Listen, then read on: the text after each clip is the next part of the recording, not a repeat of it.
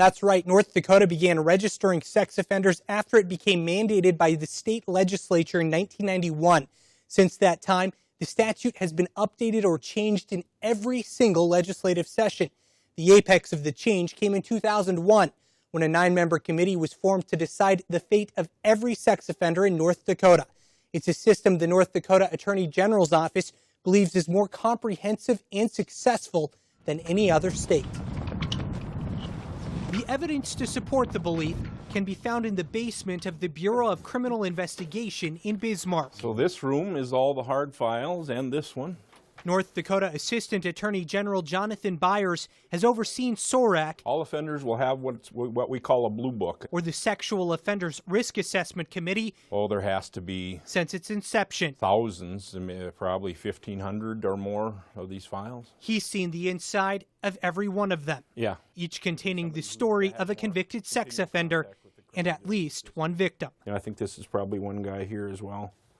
All that records. But he's not alone. Okay, we're on the record for April 2014 SORAC. Once a month, for 2 days at a time, in a room 1 floor above. But what did they do? Sex offenders are assessed a low, moderate, or high risk level based on their likelihood to reoffend. Cite to the statute. Those determinations are made by the 9-member volunteer committee appointed by the Attorney General. We want to have professionals, law enforcement, victim advocates, treatment providers, and we thought that probably was a fairly good number to come up with, and it also is not too big that it becomes unwieldy, but not so small that you can't do what they do. And what they do, according to Byers, can be difficult, draining. I think you'd think about being in a war with somebody, just how the closeness you get just from being through the, hearing about the difficult matters that we deal with. And oftentimes leads to compassion for victims and sex offenders. Because I have seen people that come in with a pretty hard line on the committee that realize once they've seen a few monthly sessions that all sex offenders are not the same, and that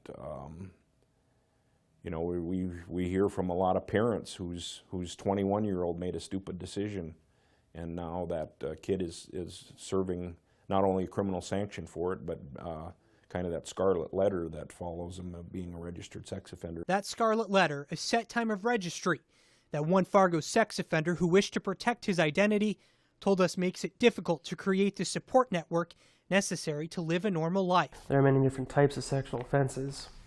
We are not all the same, and people always assume the worst. Despite those obstacles, our offender has built a fairly stable life. I am a father of 2, engaged to my beautiful soon-to-be wife.